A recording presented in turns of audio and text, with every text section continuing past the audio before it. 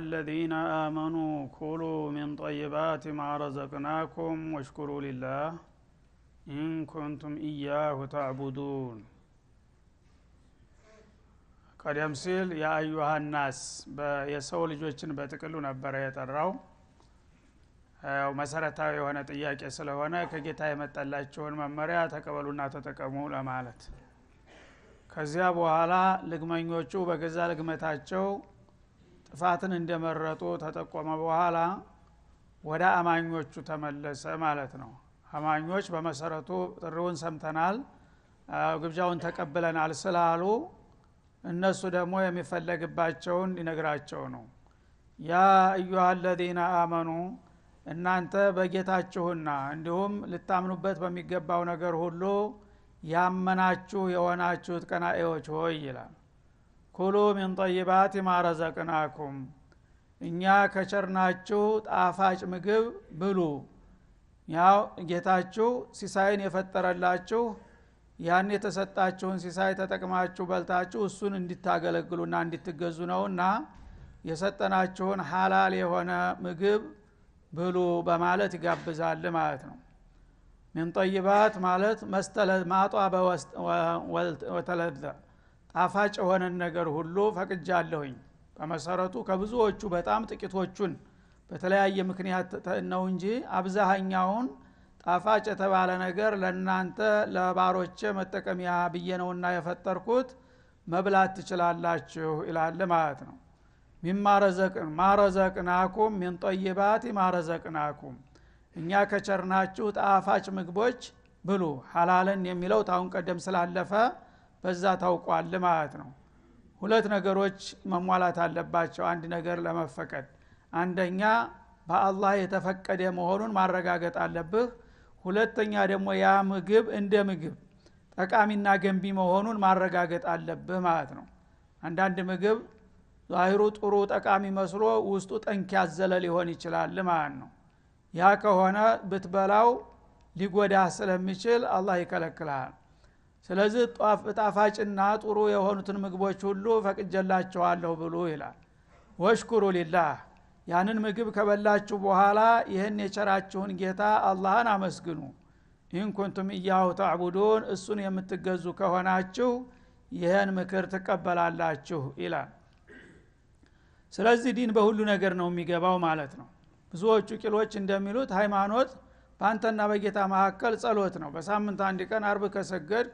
ምንም ችግር የለም የሚባል ነገር የለም። ሁሉ ነገር ውስጥ ይገባል። የምትበላውን፣ የምትጠጣውን፣ የምትለብሰውን፣ የምታጌጠውን ይነግርሃል፣ ያስተምርሃል። ይህን ሁሉ التزام ካልሆንክ የአላህ ተገዥ አይደለህም። ኢያሁ ተዕቡዱን እኔን የምትገዙ ከሆናችሁ በሁለንተናዊ ህይወታችሁ የምሰጣችሁን መመሪያ መቀበልና መከተል አለባችሁ እንጂ የፈለከውን እየበላህ እየጠጣህ እየጨፈርክ ሐራምን ሐላልን ሳትለይ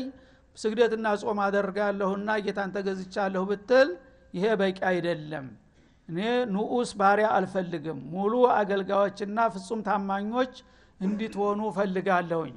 ፍጹም ታማኞች የምትሆኑት ደግሞ በሁለንተናዊ የህይወት መስካችሁ በእኔ ፍቃድ የተመራችሁ መሆኑን ስታሳዩ ነው ይላል ማለት ነው።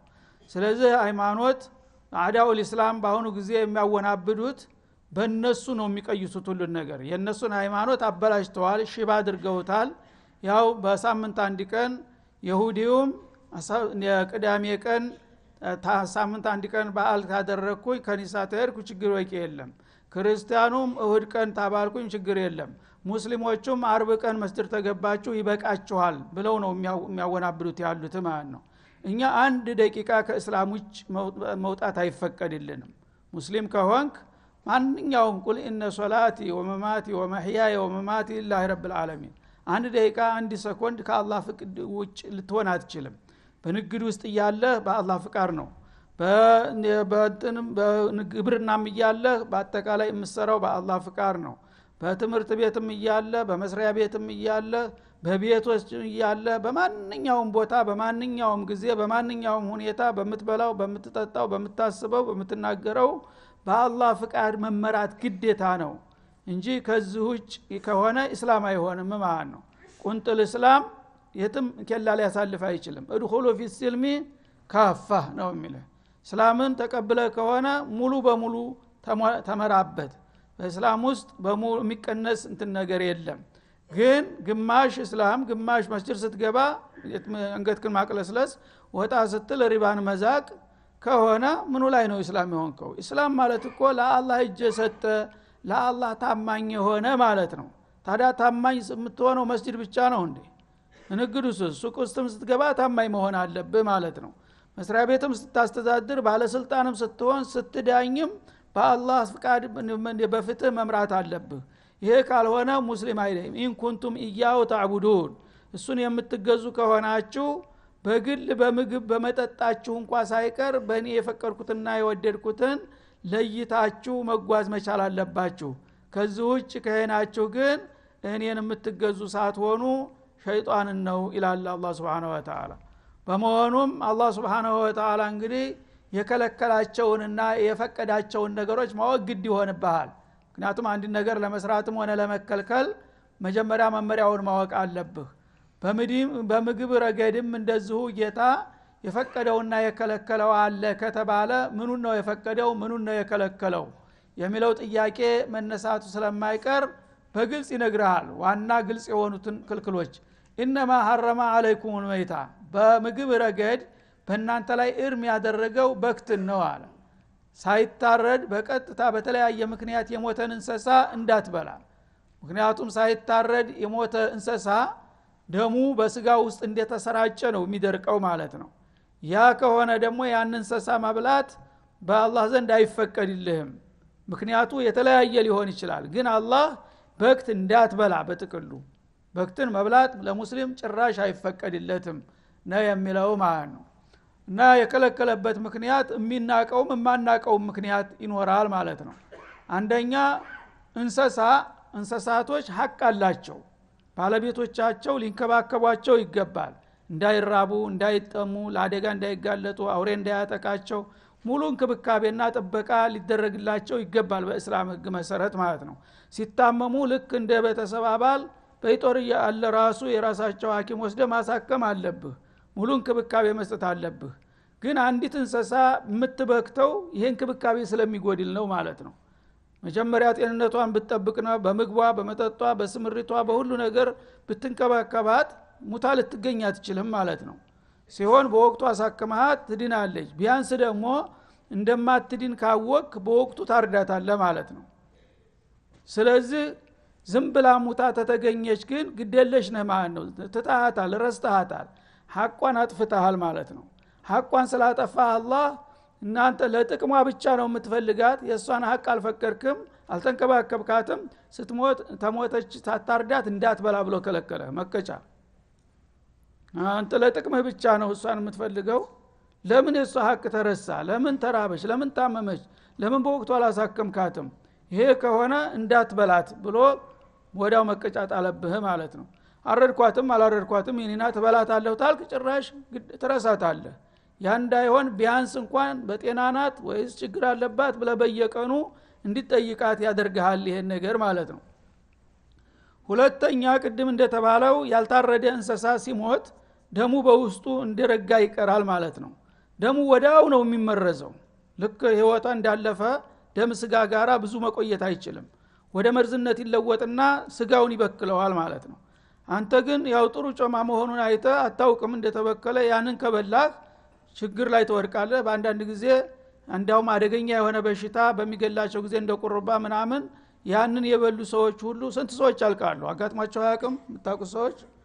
አንድ በሬ ተቃርጦ ይወራና አንድ መንደር ሰው በሙሉ የሚያልቅበት ጊዜ አለ ማለት ነው ይሄ ምን ማለት ነው ያን አላህ እንግዲህ ያዘዘውን ነገር ባለ ጥንቃቄ ባለ ማድረግ ነው ማለት ነው ያልባቸውን ችግር በቅርብ ብትከታተል የበሽታው ባህሪ ራሱ ይታወቃል የዛ አይነት በሽታ የገደለው አደጋ ነው ብሎ ሰዎች ይጥላሉ አይበሉም ማለት ነው ግን ዝም ብሎ የመብላት ጉዳይ ከሆነ እንዲህ አይነት መዘዝ ስለሚያስከትል በክትን እንዳትበሉ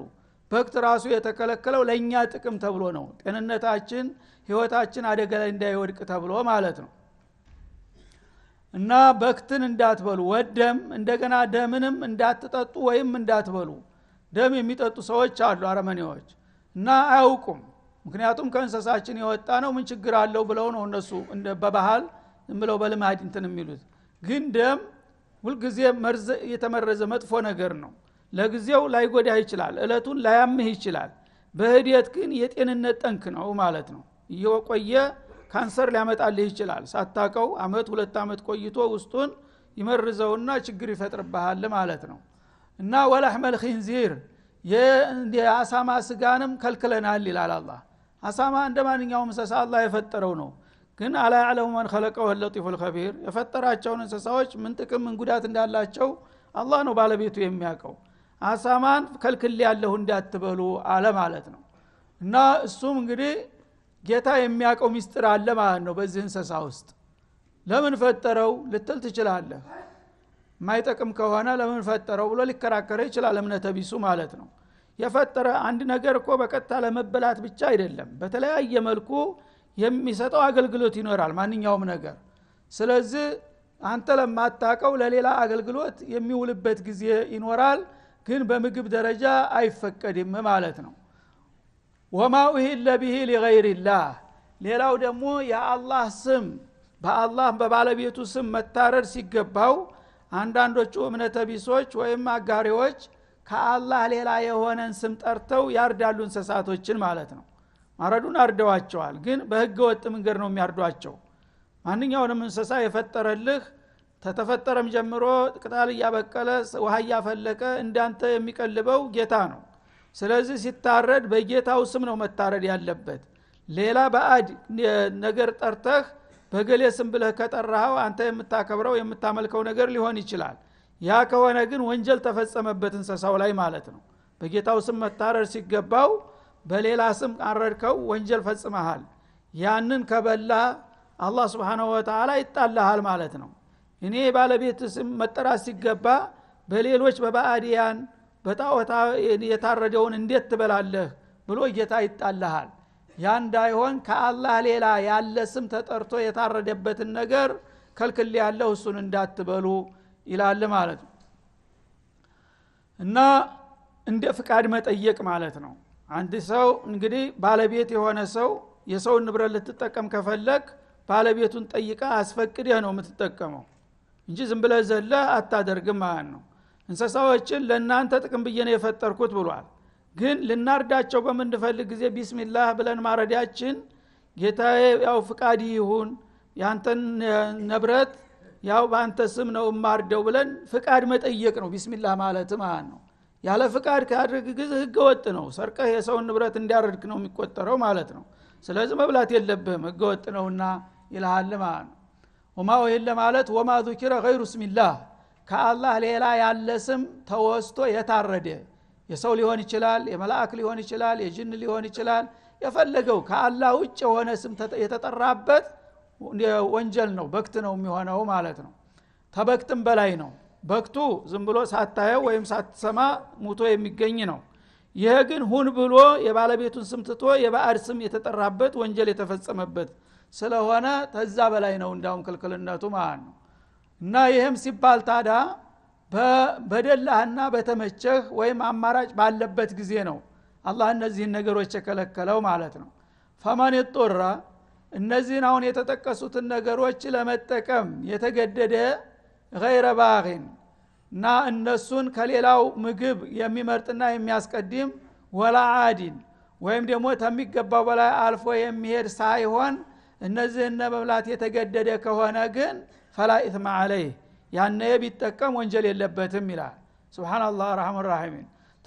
ጉዳት ይበልጣል ስለዚህ በቅንጦ ጊዜ ምግብ አማራጭ ባለ ጊዜ አሁን የተጠቀሱትን ነገሮች እንዳትበላ ብሎ ከልክሎ ነበር ግን ችግር ከመጣስ ከነዚህ ነገሮች በስተቀር ሚላስ የሚቀመስ ጠፍቶ ሰው በራብ ሊሞት ከሆነስ ክፉቀን ይመጣል ድርቅ ይመጣል አንድ ጊዜ እና የወደቀ የበሰበሰ የጫማ ቁርራጭ እንኳን እየተቀቀለ የሚበላበት ጊዜ ይመጣል አያድርስና የዛ ጊዜ ከሆነ ከብቶች ሲሞቱ በክቱን አልበላም ታልክ አንተ ያለ አማራጭ በራብ መሞት ነው ማለት ነው ስለዚህ የዛ ጊዜ ይፈቀድልሃል ምክንያቱም ታንዱ ወንጀል ሌላው ይቀላል ማለት ነው አንድ ሰው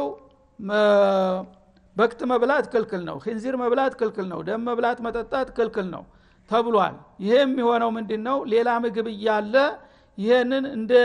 ቋሚ ምግብ አድርገህ መጠቀም አትችልም ማለት ነው ለምን እሱን ብትወው ሌላ ምግቦች አማራጮች አሉ ሌላ አማራጭ ከጠፋና በጊዜው የተገኘው ይሄ ከሆነ ይሄን ታልበላ ደግሞ እጣ ፈንታ መሞት ከሆነ ምን ይሆናል ህይወት ማዳን ከዛ በላይ ነው ማለት ነው ህይወት ለማዳን ሲባል እነዚህን ነገሮች በልተህ መዳን ሊፈቀድልሃል ማለት ነው እና غير باغين የሚለው ሁለት አማራጮች አሉ በአንድ በኩል ለምሳሌ በክት አለ ሌላ በኩል ደግሞ ደረቅ ምግብ አለ እንደ ቆሎ ኮቸሮ ነገር አለ ማይዋጥ በጣም ከባድ የሆነ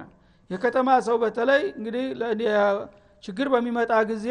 አይችልም እንደ ገጠር ሰው የገጠር ሰው ወትሮውንም ጎስቋላ ነው ኑሮው በቅጠሉ በስራ ስሩ ለመኖር ይችላል ማለት ነው የከተማ ሰው ግን ብዙ ጊዜ በቅንጦ ነው የሚኖረው በስጋ በጮማ በጣፋጭ በሐላዋ ነው የሚኖረው ያ የለመደው ምግብ በሚጠፋ ጊዜ ቆሎ በልተህ ደር ቢባለው እንደ ምግብ አይቆጥረውም ማለት ነው ግን ስጋ ከተባለ በክትም ቢሆን ስጋ ነው የለመደው ነው ማለት ነው ስለዚህ ቆሎ አለ ኮቸሮ አለ ግን ስጋ በሬው ሙቶ ተገኘ ማለት ነው አረኔ ስጋ ታልሆነ አይዋጥልኝም ማለት አለበት እንዴ በውሃ ያራስ ከስ ይያልክ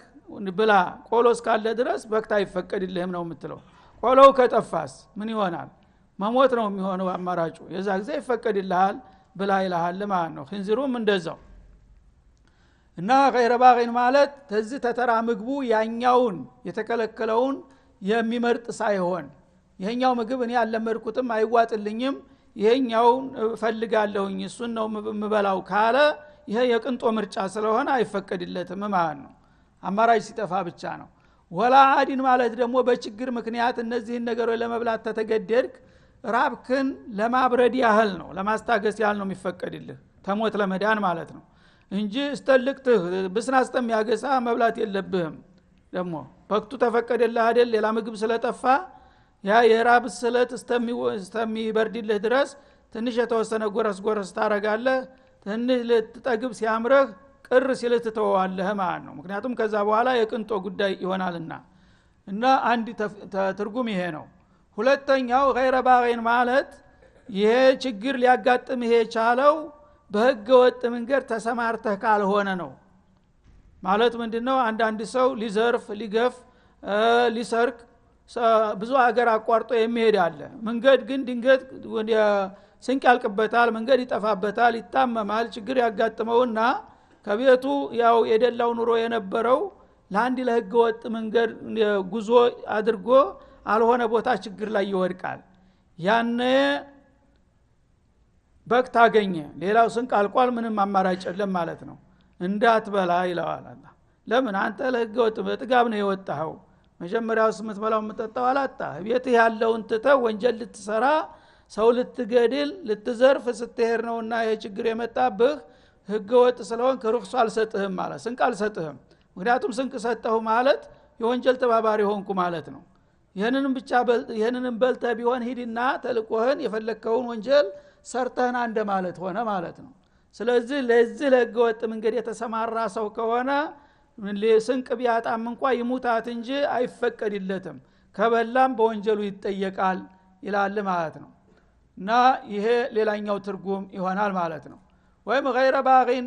የሚለው ተራ ሽፍታ ይሆንና በበረሃ ውስጥ ገብቶ አላፊ አግዳሚውን እየቀጠቀጠና እየዘረፈ የሚኖር አለ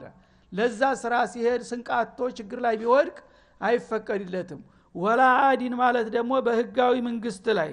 በትክክለኛ በአላህ ፍቃድ የሚመራ መንግስት ካለ በሱ አንድ አለመራም ማለት አልገዛም ብሎ አፈንግጦ የሚሄድም ከሆነ የመገወጥ ነውና አይፈቀድለትም ይላል ማለት ነው እና እንደዚህ ሳይሆን ግን ትክክለኛ በሆነ ችግር ተገዶ ከሆነ የበላው فلا اثم عليه ይሄ ችግሩ አስገድዶ ስለሆነ ወንጀል የለበትም አድሩራት تبيح المحظورات የሚል ቃዒዳ መርሃለና ማለት ነው አስቸጋሪ ነገሮች በሚፈጠሩ ጊዜ የተከለከለን ነገር ያስፈቅዳሉ ይላል ማለት ነው ለምን የባሰ ነገር ሲመጣ ይሄ ቀላሉ ነገር እንደተፈቀደ ይቆጠራል ለምሳሌ ሁለት ጥላቶች መጡ አንተን ሊገሉ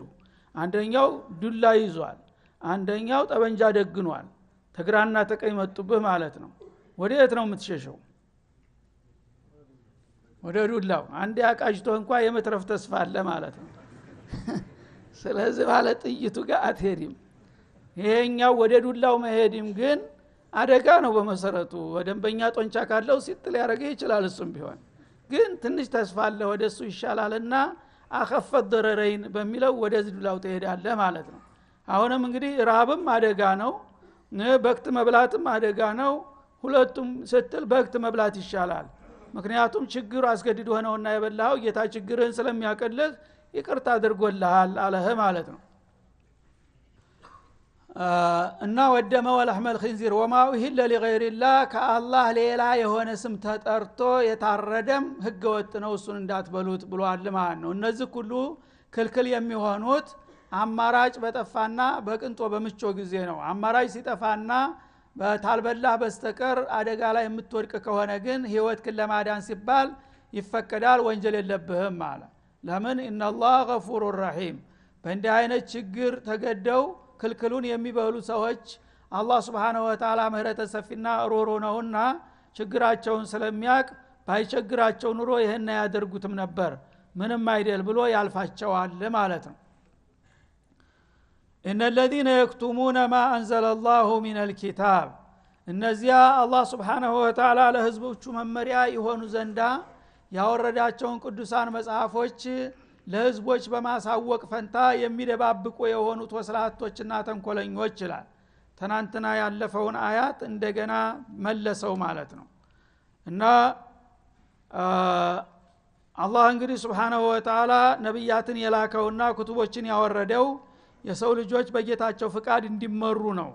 እና በተናንተናው ያለፈው ኢነለዚነ የክቱሙነ ማ አንዘልና ሚነል በይናቲ ወልሁዳ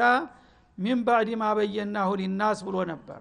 ይሄ ነገር አሳሳቢ እና አንገብጋቢ ከመሆኑ የተነሳ እንደገና በሌላ መልክ ሊደግመው ነው ማለት ነው ሁሉ ጊዜ ዑለማው الاسلام አማናቸውን መወጣት ግድ ነው አንዳንዶቹ ግን እንዳለመታደል ሆኖ አውቀው እንዳላወቁ የሚሆኑ አሉ እና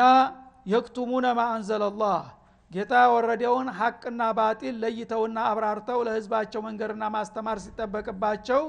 ያአላህን መመሪያ የሚደባብቁ አሉ ማለት ነው ሚነል ኪታብ ተአላህ ቁርአን የወረደላቸውን አንቀጽ ሐላሉን ሐራሙን በሚገባ ያቃል ለሚጠየቀው ጥያቄ መልስ መስጠት ይችላል ግን በተለያየ ምክንያት ወይ የሚፈራው ነገር አለ ወይም ደግሞ የሚፈልገው ነገር አለና ለዛች ለግል ጥቅሙና ለግል ስጋቱ ሲል ያአላህን አማና የሚደባብቅ ወስላታ አዋቂ አለ ማለት ነው እንደዚህ የሚያደርጉት ወይሽተሩነ ቢሂ ተመነን ቀሊላ ብዙ ጊዜ እንደዚህ የሚያደርጉት ለግልና ለግዚያዊ ጥቅም ብለው ነው እና ትንሽን ዋጋ የሚለውጡ በኒ አማና ይላል እንግዲህ አላህ ያወረደውን ነገር ሐቁን በሐቅነቱ ባጢሉን በባጢልነቱ የተፈቀደውን እንደተፈቀደ የተከለከለውን እንደተከለከለ ለማንም ለምንም ሳይል መናገር ነበረበት ግን ጌታ ያወረደውን ቅዱሳዊ መመሪያ የሚደባብቁ አሉ ለምን ብለው ለትንሽ ዋጋ ብለው ማለት ነው ምናልባት ያንን ነገር ከተናገሩ የሚያገኙትን ጥቅም የሚያጡ ይመስላቸዋል ማለት ነው ወይም ደግሞ ያንን ነገር ከደበቁ በመደበቃቸው የሚያገኙት ጥቅም ካለ ለዛ ሲሉ የሚደብቁ አሉ ማለት ነው ብዙ ጊዜ ያው የሚያጋጥመው ይሄ ነው ማለት ነው ወይ በባለስልጣናት ተጽዕኖ ይደረግባቸዋል ወይም አንዳንዶቹ እንዳውም በመንደር ደረጃ አንድ ትንሽ ባለጸጋ ካለ አንድ ነጋዴ ወዳጅ ከሆነ እሱ ደስ አይለውም ብሎ ይሸማቀቃል ማለት ነው ሱብሃንአላህ እና ሻችን ምን ነካውት ሰው ደህና ሰው አልነበሩም እንዴ ደግሞ እንዲህ አይነት ፈትዋ መናገር ጀመሩ እንዴ ላለመባል ሀጂ ይቆጣሉ ይልና እንደዚህ ዞር ብሎ አይቶ አይ እቺስ ነገር እስቲ ቆይ ባላል ማለት ነው አላሁ المستعان እንግዲህ አላህ ረብ السماوات والارض የሰጠውን ጸጋ ነገ አማም አላህ እንደሚጠየቅ ረስቶ ለዚህ እንግዲህ አንዴ ቡና ጠጥቶ ወይም አንዴ ጭብጥ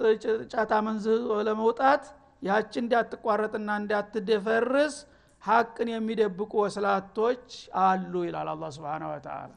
እና ትንሽ ዋጋ ይላል ትንሽ ዋጋ ይለውጡበታል የኔን ዕቃ ትንሽ ዋጋ ሲል ጥቅቅን ከሆነ ዳጎስ ያለች ከሆነች ችግር የለም ማለት አይደለም መላይን ቢሊዮንም ቢሰጥ ትንሽ ዋጋ ናት ዱንያ በሙሉም ብታገኝም ትንሽ ዋጋ ናት ምክንያቱም ዱንያ ራሷ ምን ያህል ናት